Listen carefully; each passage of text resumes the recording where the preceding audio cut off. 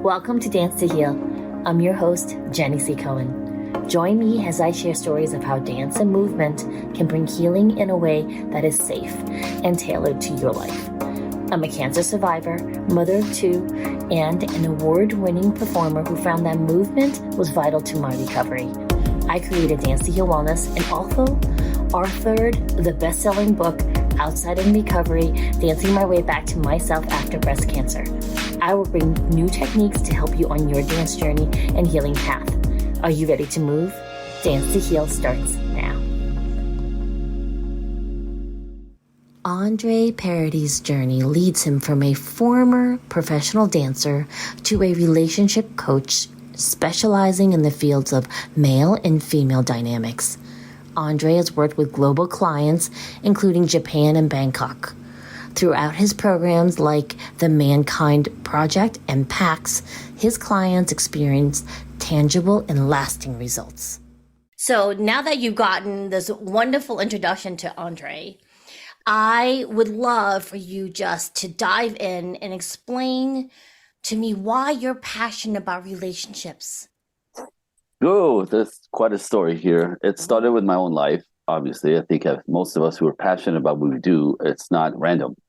It connects a deep connection to a lack, a miss, right? A longing for something bigger, deeper. So in childhood, I was 5 years old when I realized I don't even explain that realized I was born in the wrong family.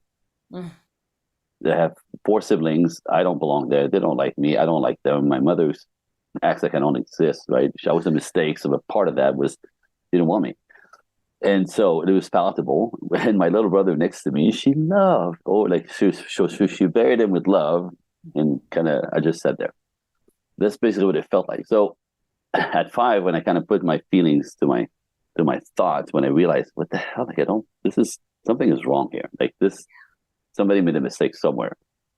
And that made me, I was terrified, but that sort of became the beginning of my hypervigilance in watching the human condition, if you want, watching people.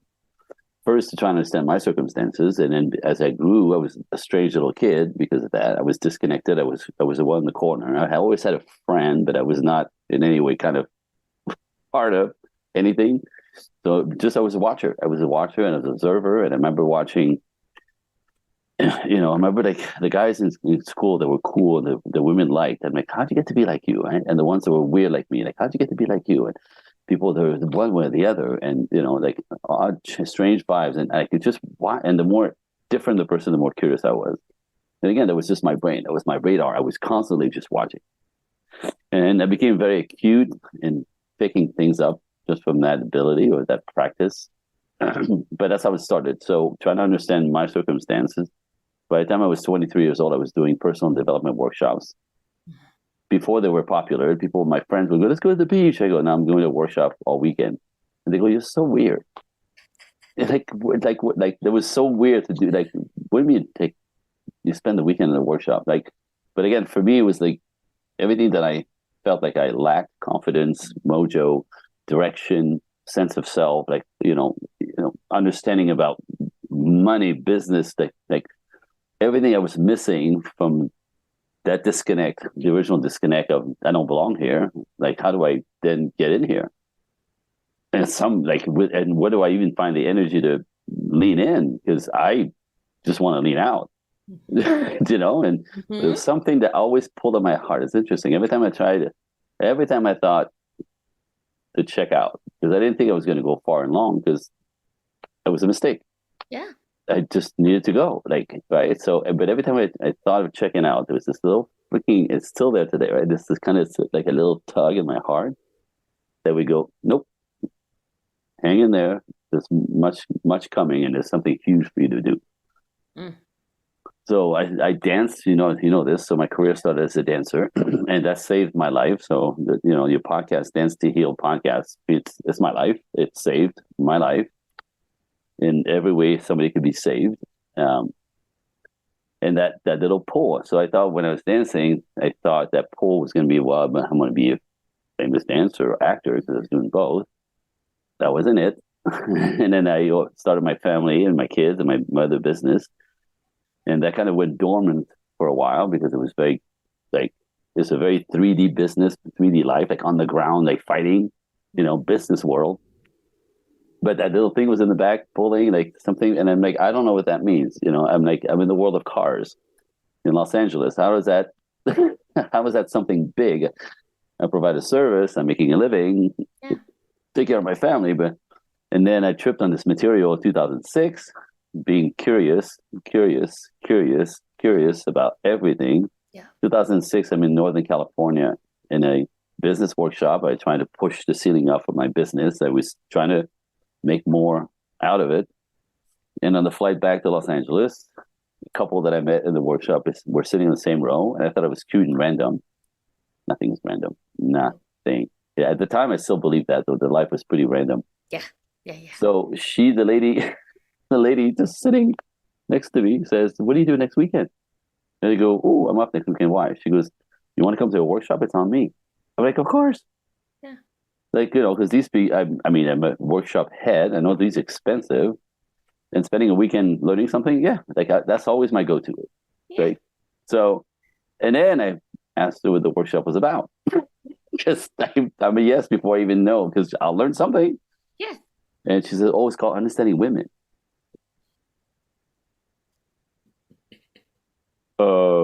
Okay, there's such a thing, first of all, right? But you have to understand also because of my, I don't know, artistic personality, I always attracted women like my wife, very sweet, loving, kind. And my history with women was always easy. So I thought I had something or I knew something, though I couldn't have explained to you. So when you tell me I'm going to spend a weekend or my weekend off understanding women, I'm like, okay, no, well, I just put my feet in it down, right? I just this is, but I went because I said I would, and that weekend just flipped me on my ear completely. It's this is the beginning of this business for me. Realized at the time we're married with a baby and a toddler.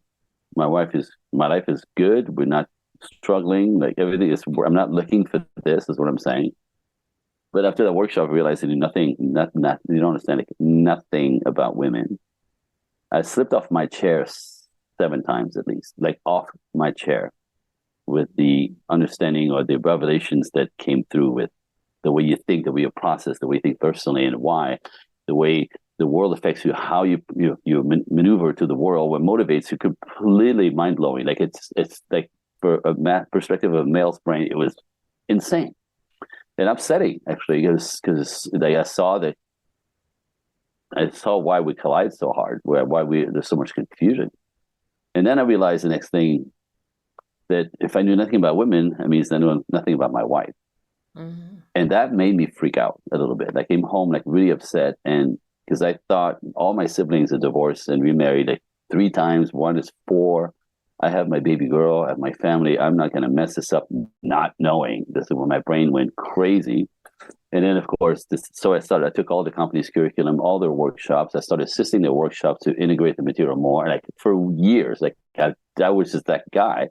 On the weekend, you look for me. I was in a workshop somewhere, but assisting, participating, on a man's panel, contributing and just trying to soak it all up.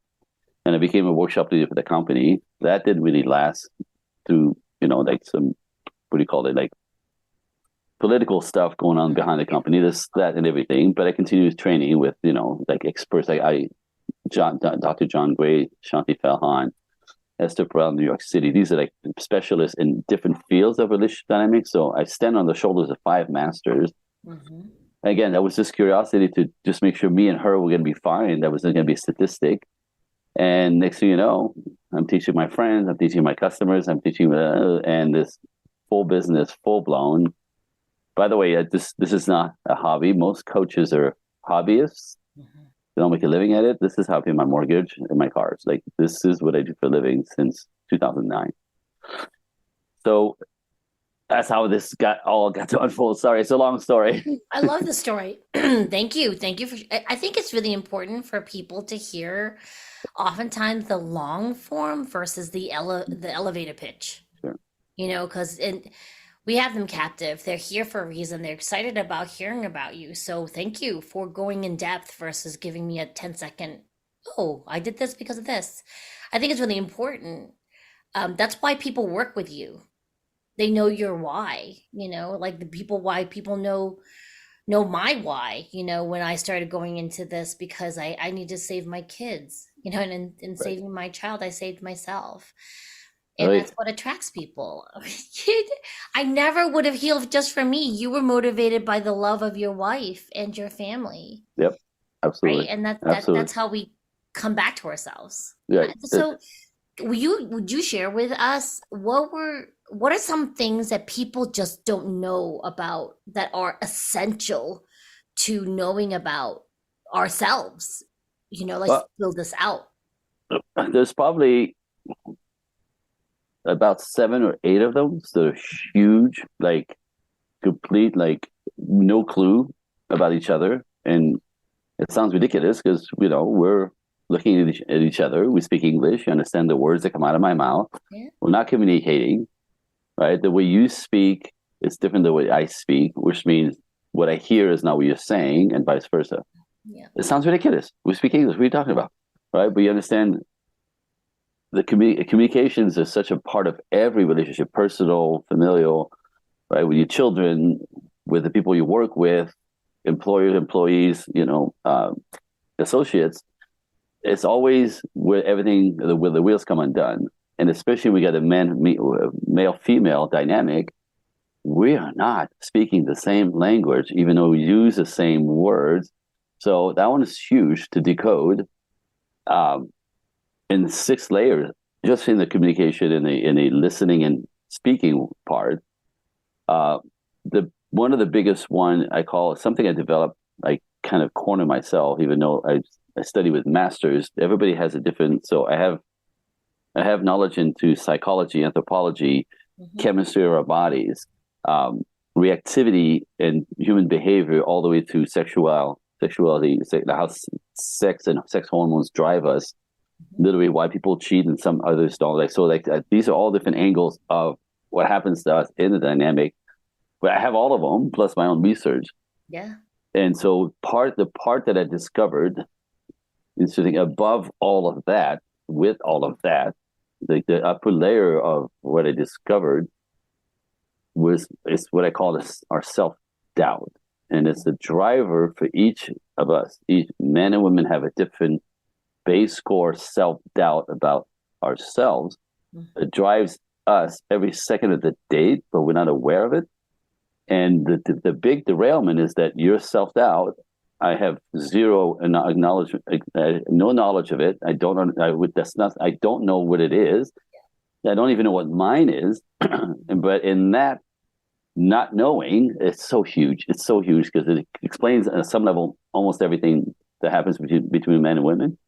Yep. Um, that self doubt, that questioning on the heart from the get go, that we're never without, is the source of all derailment. So the reason why women get their feelings hurt so much constantly by a man's action or lack of action, words or lack of words, because you don't have to say something to hurt a woman's feelings. You just have to forget to compliment her hair, her dress, right? Or something she put a lot of time and space in, like, and then her feelings are hurt. And you're like, I didn't do anything. How can I hurt your feelings? Right?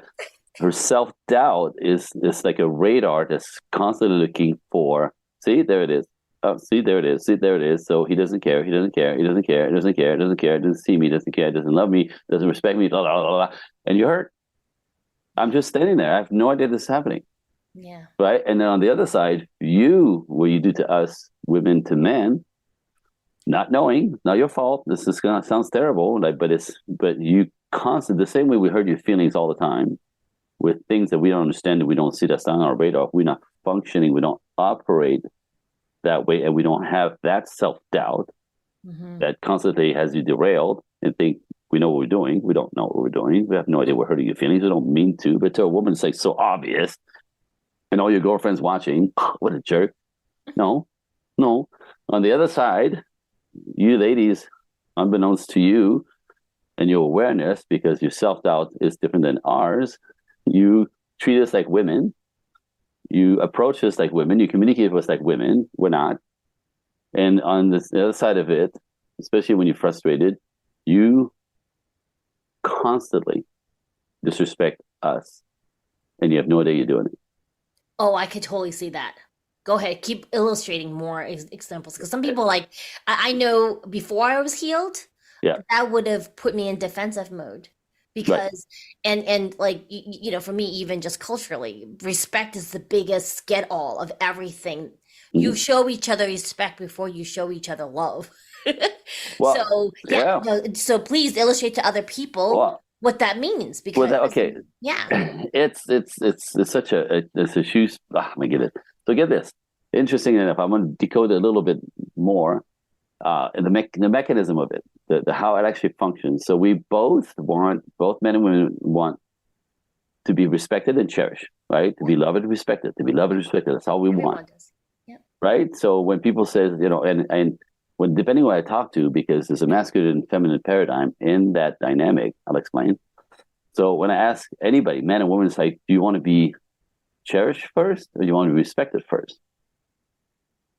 And the reason why I'm asking is because we both have masculine and feminine inside of us. So Yep. being a female, having a female body does not necessarily mean that you're actually, operating through your feminine.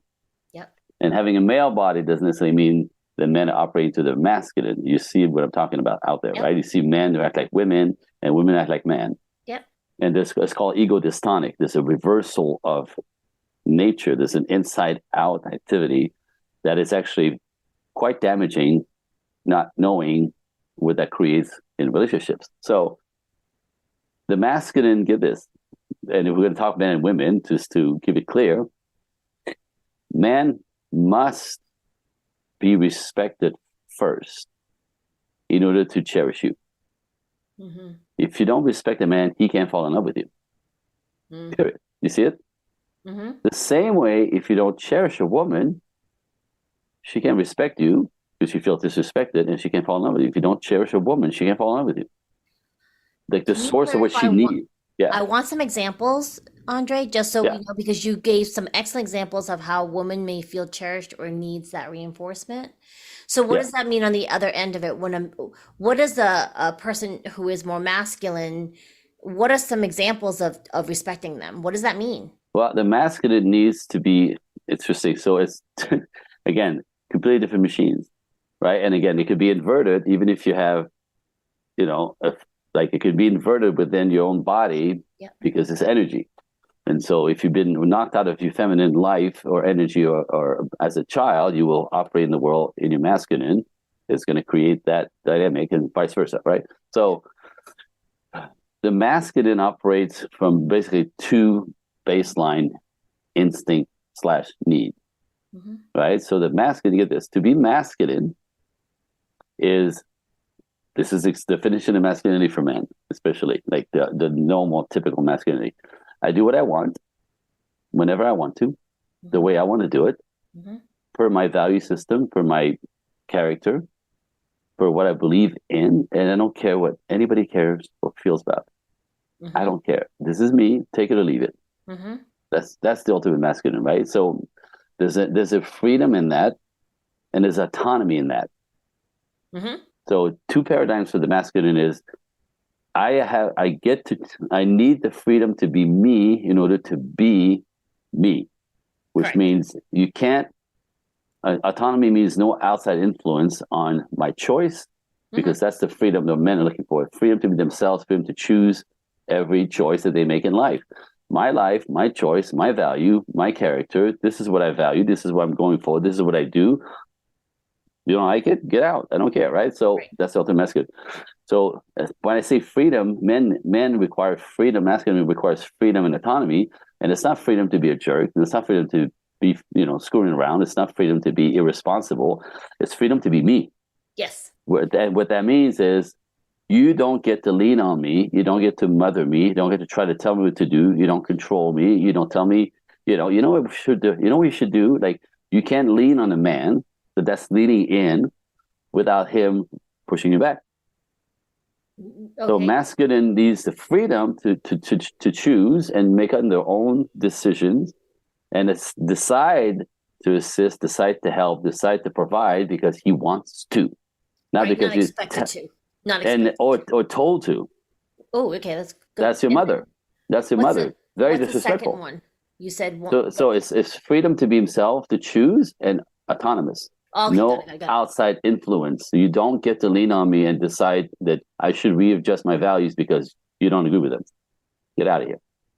So this is a baseline, masculine Okay, need. got it, got it. Yeah. Women who are inside out will function that way and creates an avalanche of problems within life because they're actually working to the masculine over the top, over calibrated, right? And they don't understand how men keep walking away from them. They don't understand why women You're find talking them about single irritating. women. You're talking about single women. Or married women. Some married women actually operate to the masculine so much they have husbands that are feminine and acquiesce to them and let them drive and let them lead, let them do everything and it works because the yin yang of that, there's a polarity to that works, but it doesn't last. It doesn't last a lifetime. It collapses very quickly within a few years because a woman gets burnt out, tired, freaked out. And what happens is, even if she likes to take the lead and she's wired to take the lead per her childhood, and she's not able to be vulnerable and let go of control like the feminine can and should, to be healthy, they end up controlling everything. And ultimately what happens is he's the girl, she's the man energetically. And within a very few years, she loses complete respect for him. And if a woman loses respect for her man, she has to dump him. She can't be with him. He just triggers every instinct to reject because he doesn't make her feel safe. And ultimately the feminine needs to feel safe in order to be okay in the world. Oh, those are foods. Okay, okay, I like this. You see it? You see it? Let's add the other layer, though, right? Of Yeah. you do talk about cultural beliefs affecting that dichotomy. Well, yeah, because now we decided, again, everything I teach is nature and science and, psychology. It's not my opinion. But if you look at nature, everything is polarized. Everything that exists as the flip side. That's, there's dark and there's light, and it can't be dark without light, and it can't be light without dark, right? There's a yin yang to everything in nature, in our bodies, in the world, everywhere in nature. Anything that grows, multiplies, flourishes, expands is polarized. In nature, everything is masculine and feminine, yin yang, everything. So there's nowhere in nature where the masculine and feminine operate in the same way at all. They're always complementary.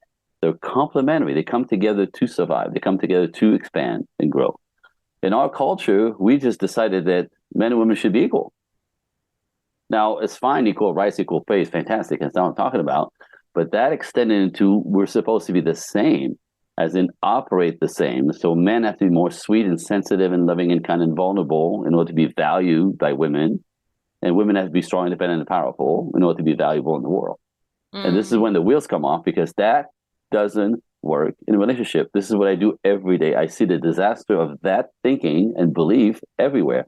We go against nature, we depolarize masculine and feminine, we neutralize this whole thing, and wonder why nothing works. Because nothing works there. Nothing works there. You see it?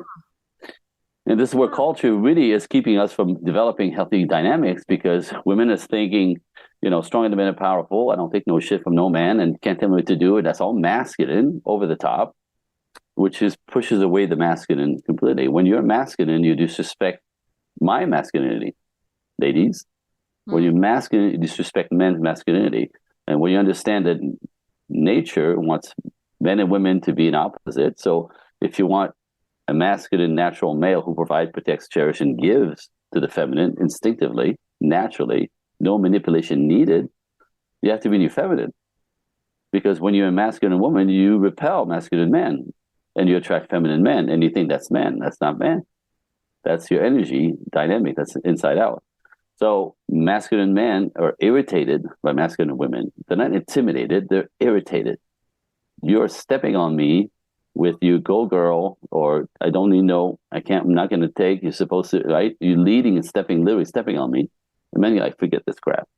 So again, back to nature, if women want to be provided, protected, cherished by men, given to by men, which is all our instinct, you got to be more on your feminine side. This is the magnet that pulls men towards you.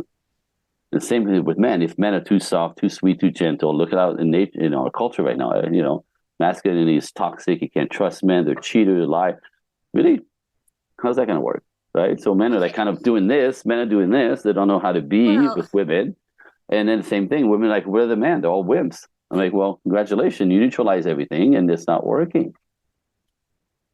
Ouch. Yeah, yeah. Well, no. I mean, I married over 30 years to Yeah. someone who, was always a very strong person, just soft-spoken, Andre. It's not, he's not like a super masculine guy.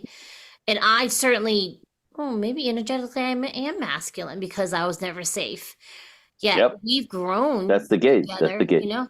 Here's the thing, we've grown a lot and Yep. been able to have an open line of communication between us because I don't want to be masculine. I would like to feel safe. Right. Like one of my, to tie it back to the dancing part of it, my favorite times are when we go to ballroom dancing. Yep. And he has to be in charge and I don't have to direct anything. Yep. And if he doesn't know what step to lead, he has to look at the teacher and not me. I'm like giddy and stupid. Like I'm just like laughing and having fun during ballroom dancing. Yep. And all the pressure's on him. I'm like, please lead. I'm done with this. I don't want to lead. And that's when I'm actually at my happiest. Well, yeah, because the feminine is more comfortable going with the flow, period. So to be in charge, to be in control, to be managing everything all the time, even though this is what culture says, go girl, you know what I mean? It will burn you out. It does not make you happy. It's exhausting. So when you have somebody that you can go, you do it. I'm just going to relax. Like when I've seen the picture behind me. Yeah. It's me and my wife, ballroom dancing. So this is my entire life, by the way. I had made a career of this. But when I take my wife on the dance floor, she's not thinking, she's not producing, she's not managing, she's not none of it. So her masculine is really put down because I got it. And again, I want to lead. I want to take a little adventure on the dance floor. Yeah. I love doing that. I'm proud doing that. I'm the man doing that. It makes me feel like a dude, right? And what does she do? She gets to relax, be in the flow, and just like and literally radiate fun, loving, happy, feminine energy, which is magnetic, by the way, and beautiful to watch. And guess what? Even though I seem to be doing all the work, we're working together because she's not passive, right? She's very active. She's very active in holding her side, supporting, be able to understand my signal by really supporting a skeleton. But she's not doing the same thing, and it's not easier, right? Women always the idea of the femininity is passive and it's weak. It's ridiculously not true. It's complementary. Like she's doing everything I'm doing backwards in high heels and a dress. That's not easier. No. But she kind of like trusts and acquiesces the leadership to me, where she's vulnerable to me. She's open to me. She knows I'm not going to crank her arm and hurt her shoulder. She knows I'm not going to spin to a wall. I'm not going to spin her into a wall or a table. She relaxes. She lets go. And guess what? She radiates in that. And nobody's looking at me. They're all looking at her. And here's the thing, though. I love you really emphasizing, right, that it is equal. It actually is equal, and yet it's different. It's like the yin yang of life, Ta-da. right? Ta-da. Because the thing is, though, right, sometimes you get a partner who really doesn't know what they're doing. Yep. And you want to acquiesce. Well, you can't. But you can't because it's not safe. He's going to throw you into a wall by accident. Right. Or you can't lead, so you have to stiffen up and you want to take the lead. Like it's funny because I do workshops on the underground workshops here in Los Angeles where I put couples in each other's arms, complete strangers. And the moment I put it in the ballroom frame and I teach them just a couple of steps, just walking around, right? You don't have to dance. We're just walking around each other's arm, but they're separate entities. They come together, they lock in the frame, right? And then I taught the men sort of a little bit to what to do so they don't have to overthink, you know what I mean? Mm-hmm. And I go ahead, walk her around. Like, give her the signal. Like, you have to lead her. And instantly, their entire way of operating is in their face. So men who can't lead watch themselves overwhelmed, uncomfortable, clumsy, right? And sort of like no confidence. They can't look her in the face. Mm-mm. You know what I mean? And I saw this, and then she started going, well, go ahead. And what happened is if he doesn't lead or he can't get it together, she stiffens up.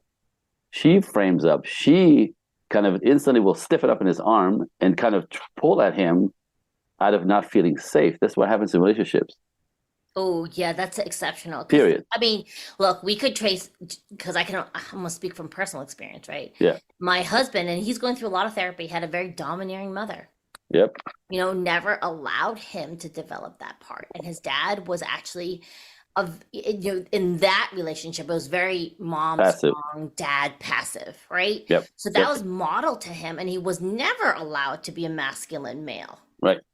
And part of our marriage has been helping him find that freedom and encouraging that, because I want the safety, because I have the extreme other side, because I don't know if you're familiar with Taiwan. I totally am. The culture, absolutely. You know that. I do know. So my dad is like Taiwanese to the core, right? Yep. And and my mom is actually Hakkanese, so you can trace her lineage back to a coastal area off of China. And so she's actually very strong, because she was the fourth daughter, and she had to be, because she was expected to raise her brothers, right? So straight up. But my dad's super hardcore, like masculine. Yep. Masculine, chutzpah first, that type of thing. Yep. And so I don't want to be like that. Good for you, right? Because you were actually model what true masculinity is. Even it was if you like had kind of toxic, though. Right, yeah, it's over the top. But my point is, over the top, And what happens is interesting, because we kind of take either the lack of over the topness, and we have to separate from it. Yeah. And that's also another kind of what I see in my work, like injuries on people, like masculine men who've been shamed out of being masculine struggle with their own masculinity and taking control and taking, a hold of themselves. But it's in there, right? So like I do a lot of mentoring and men's work for that purpose. Like these men just have been overpowered by their mothers, and they think they don't know how to be in a relationship and how to be masculine in the world with women. But they know they're inside out. They know it's wrong. They feel anxious and weak, and it makes them nuts. And so some of them lean into it and go, help me. Some just get stuck. So the ones who ask for help, it sounds like your husband, whether it's you're inviting him to, because as a woman, again, if men can't be your protectors, your providers, right, you don't feel safe. And if a woman doesn't feel safe, you have nothing. Nothing is as good as possible with you. If you don't feel safe, nothing. Yeah. And in my world, there's 4 layers of safety, by the way. There's not even a safety, like there's 4 layers of safety a woman has to have to be able to relax and fall into her feminine and be able to be open and vulnerable to help, support, right? Cherishing. You have to have physical safety. As a woman, you're smaller and weaker. So, this is something you never, without awareness-wise, this is why you run to the car in the dark, and you're afraid of elevators and parking lot and, staircases. You carry your pepper spray. Right. Why? Because you know that everywhere you go, you're smaller and weaker. You could be very easily overtaken, right? You don't walk next to a van on the side of the road by yourself when you're taking a walk. You walk away from the van, right? Like all that stuff that we have no idea. We don't have any sense of that as male. Yeah. And often will trigger your fear into you not knowing it. So you need physical safety at all times. You're never without it, every second of the day. You need emotional safety. This is typically connected to us or relationships around you. You need financial safety, and you need spiritual safety. Yeah. If the 4s aren't in place, you're out of whack. And often what happens is women who don't have emotional safety will go into financial machines, right? Creating financial machines, and like entrepreneur women, boss babe would lean into this neurotically, because they don't feel safe in the world. So if you make money, you become a go girl, you control everything in your life, then you have financial safety and physical safety, as in be able to provide for yourself, an apartment, a car, right? So the machine of life is in place, but emotional safety is way neglected, which also falls apart with spiritual safety, disconnect from spirit and God. They struggle, and they become actually codependent and needy of emotional safety, as badass as they are, right? So the formula just falls apart, and these women are not happy. They're not lovely. They're not warm. They're not feminine. They're not radiant. They're stressed out. They're anxious. They're burnt out. They're angry. They feel abandoned in the world, and they wonder why men aren't just falling on their knees in front of them. Can you speak on that though? Don't men need that? Don't they need safety too? I know they No, need autonomy. no, I know they need decision. no. Men don't need safety. Little We don't boys don't have need safety. we don't have a sense of safety at all. You don't need it or you don't have it. We don't have it. We don't have any men at war with bullets flying over their heads aren't necessarily afraid by itself of dying. They're afraid to not be there for their families much more than anything else. We don't have a sense of safety. Spiritual safety, is something it's kind of blank for most men. That's why we need the feminine to take us there. We forget. We get tethered to the ground and then we'll stick in fighting the world, right? Financial safety, we just do it if you're normal. Emotional safety, that's what we're trying to connect with women. But we could do without to some level, even though we get lonely. And physical safety, completely blank. We don't run to the car in the dark. Not afraid of escalator. We don't have that at all. So we don't have a feeling of safety. It's the only safety when it comes to if you're invested in a woman, a wife, and she decides that you're not good enough for her, and she tries to change you, you'll experience that as it's not even unsafe, it's disrespectful. Now she's trying to change you. Then is it not? No, security? it's not security. It's like if I have to defend myself every time I turn around because she's trying to make me act a certain way. The way we put it is women marry a man and then decide that they're going to fix him, right? They make him act right. So she tolerates who he is until they marry. Now she's going to make him act right. This is when men go, Houston, we have a problem because now she's trying to change me, which means she's disrespectful to who I am, the person that she knows me as, and ultimately she doesn't get me. And I'm telling you, if you don't get your man and you're trying to change him because you don't get him, this is when is when the wheels come off.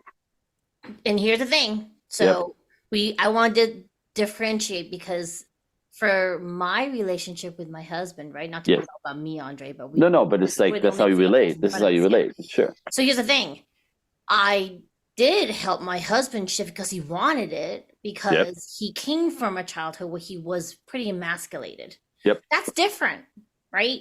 Than if I don't like the way he folds his socks and I want him to fix that. Is that what we're talking? Yeah. So what happened is, because here's the thing, like when we first met, right, Andre, we were not knowledgeable about this versus now having been together over 35 years. Yes. We've grown concurrently together. It took us a lot of therapy. Yes. A lot of therapy, and then you add kids into the mix and you're becoming a different person, right? It shifts everything.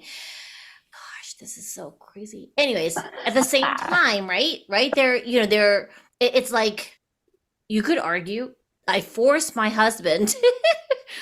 Don't freak out. I'm going to duck in case you give me. I forced him to get a sleep apnea test because he had been snoring for years, and we noticed his concentration abilities were decreasing. Got it. Right? Like he gets up every morning. He's oh my gosh, he's a phenomenal person in his discipline and what he wants to accomplish in his life. He's unstoppable. And so that's masculine, even though you feel that with you it was more feminine, which is dynamic with his mom. Anyway, I'm just saying. Yeah, right. And so he still has plenty of masculinity for you to hang in there. Otherwise, you would not have been able to hang 31 years. We wouldn't have stayed together for sure. And vice versa, right? There's enough of a girl in you, even though you feel like you're raised, right? We still fight. Yeah. Your yin yang readjusted. We adjusted. Yes, exactly, Andre. I totally agree. And we also have stayed with each other through thick and thin. Right. So part of Dance to Heal came from my breast cancer recovery process, right? And I also met a lot of people who, when they were going through breast cancer, they were abandoned by their partners. They just could not deal with the illness aspect of it. They were like, oh my gosh, it could be correlated to what you were saying. And also a lot of people, they fear illness and they just couldn't look at it every day. So, and concurrently, Andre, I stayed by my husband when he had cancer 30 years ago. It was never a doubt in my mind I would be by his side while he was in recovery. So, good woman. Boo. Yeah, I know. So, good please. Woman. I have people telling me, you can just go to work. He's fine. I'm like, oh, no. I know he's getting chemo, but he is my heart center. Of course I'm going to be by him, feeding him if he needs it and taking him to the bathroom. Right. Stop it already. Non-negotiable. Give away my job. I'll go get another job. No, I have one husband, right? Right. So a lot of people don't understand that. He's been in hospital multiple times. Every single time I have slept by his side on chairs, Mm. on the floor, whatever was necessary, because I knew, having worked in the hospital, right, that Mhm. certain things are just non-negotiable if you're a part of my immediate family. I would do that for anyone. However, Yeah. I digress. Part of the fact that I just want to be clear, right? Because I understand where you're coming from, and I just want to Yeah. clarify. My husband would have never gotten the sleep apnea test. He was Right. so resistant to it. Right. I literally was like, please do it because I'm worried about your health, not because I need to force you to do what I want you to do. Yeah. And he ended up having really severe sleep apnea. And he was going to blow off the doctor's appointments. I was like, you have to get fitted for the CPAP machine. And then it didn't work. And then I had to be like, dude, you know what to do. Like, I trust you. You Right. normally just take things apart. You don't listen to the doctors because they don't know what they're doing. And he's like, you're right. And then he went and adjusted. Now he's actually quite a small little library regarding sleep apnea care. Yeah. Yeah. Right. Yeah. And then here's what's so ironic, Andre. After he was finally successfully sleeping and coming back to us, because the lack of sleep will damage your brain. No, totally. He started getting rest and REM sleep and coming back to himself. And he's like, you know what, Jenny, you're snoring. You need a sleep apnea test. I had worse sleep apnea than he did. No We way. just never caught it because he snored so loud. Nobody was sleeping. Right. And then right. So he can hear you because he's sleeping, right? Yeah. He's Or snoring. not really sleeping. Right. Not He's really snoring. sleeping. Yeah. He's snoring, right? So like his body was waking himself up like constantly to keep him from like dying in his sleep, right? That's really what sleep apnea is. Right. So where do we differentiate things like that? Because some people could say, well, you're just demanding, and I'm going, no, really, like you have something we have to worry about. Yeah. Well, I think, and again, when you have each other's best interest, Mhm. we have each other's back at all time, and you could talk about this fairly, and sometimes you insist because you have to see what I'm seeing.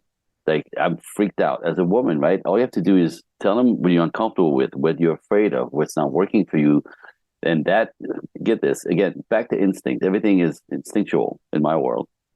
That when you tell a man what you're afraid of, what you're comfortable with, what's not working for you, respectfully, as in you don't attack him and go, you need to, like, don't mother him, don't put your hand on your hip and start shaking your head, right? Yeah. Because he's gonna push you back, because you can't lean on a man without him pushing you back, because again, it's disrespectful to his masculinity.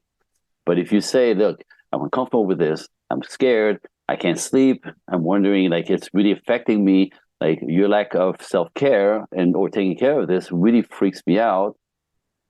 And you know what happens? We know that when you're freaked out, you're not any fun to be around. When you're scared, you're not, right?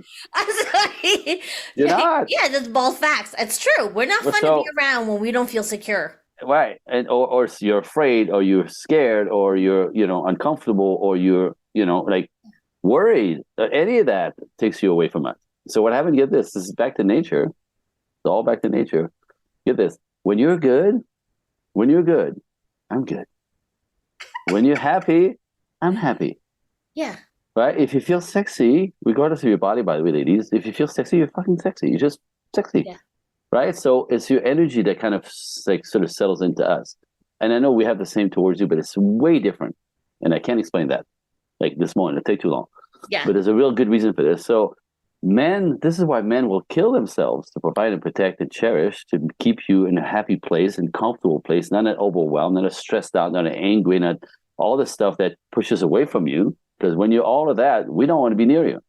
We don't want to be near ourselves, Andre. I know, but often when women will say to me, like, just when I need him the most, he comes home and he hides in the garage. I go, I know, but you're angry, you're stressed out, you're this. None of this we wants to be around, because typically it's because of us, or we're afraid it's because of us. Because sometimes we go, what's wrong, and then we get attacked.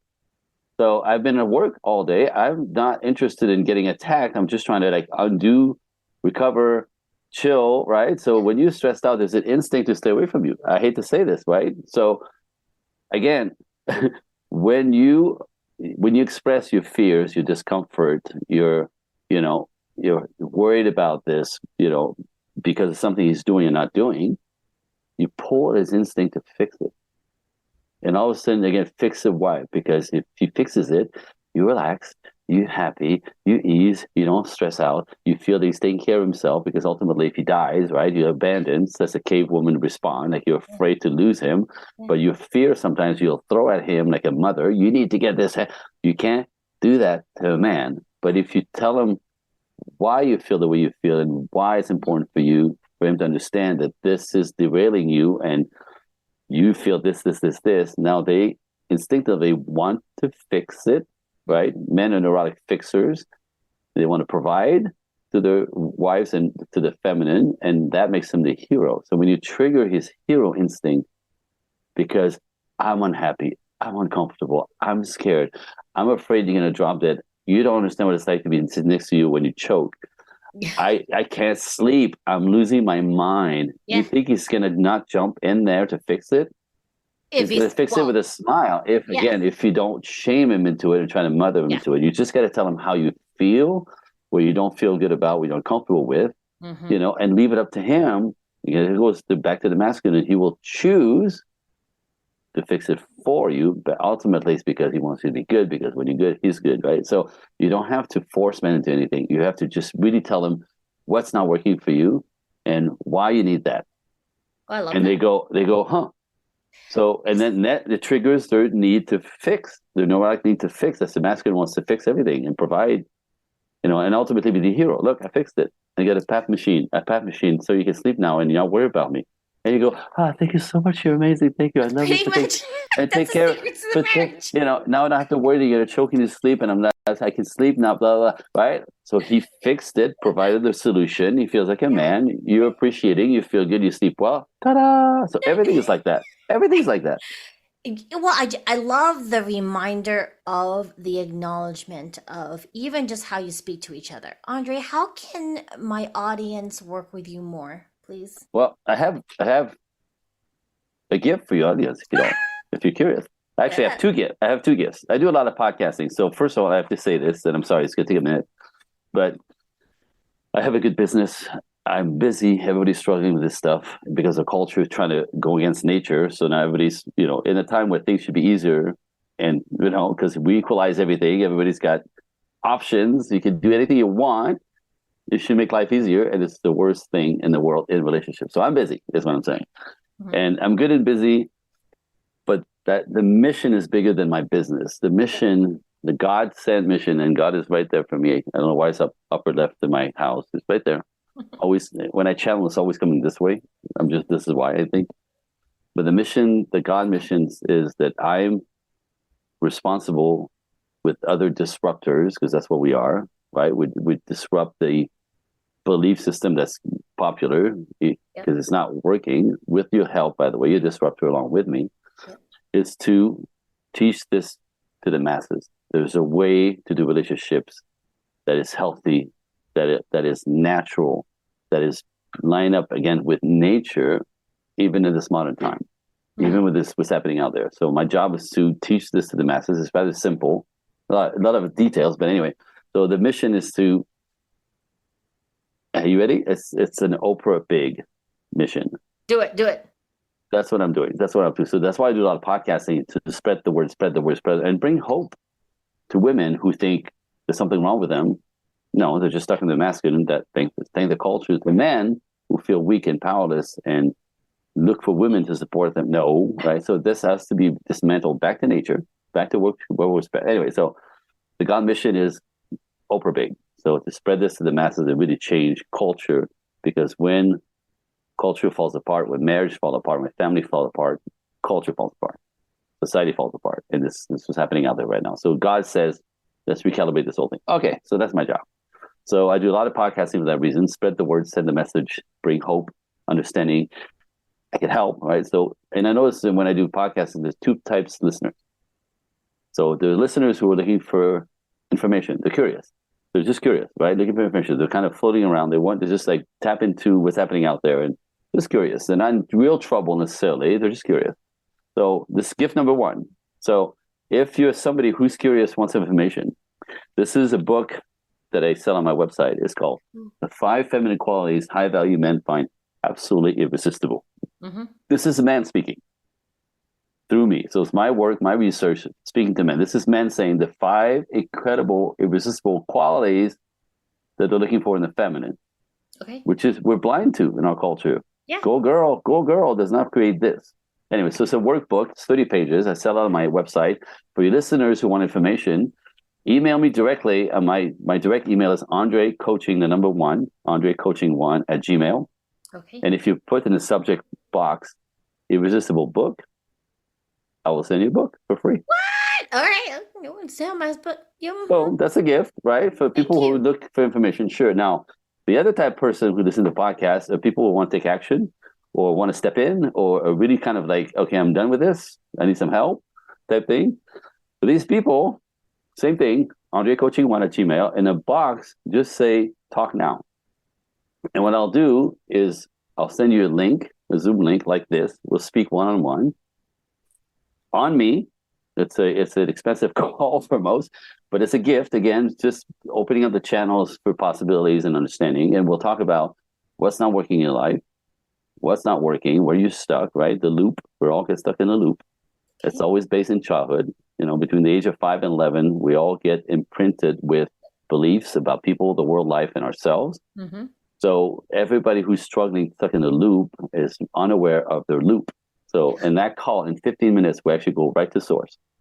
And so you could get out of that call going, instead of like, what's wrong with me? I get that from women all the time, and men. What's wrong with me? We're going to go in that call. In 15 minutes, we figure out exactly when the wheels came off, and you're just a product of your past. Liberating. And all of a sudden, there's nothing wrong with you. And then if there's nothing wrong with you because you're just a product of your past, then we go, what's the dream? And do you want it? And then I'll tell you there's different ways to get around me or get invested in anything you want. Like there's different things you could do, and we'll talk about that. But so again, people want to step in a little bit or really want a conversation one-on-one. I'll dig right into your life. And that call alone for some people, whether we work together or not, is liberating. They understand they're not broken.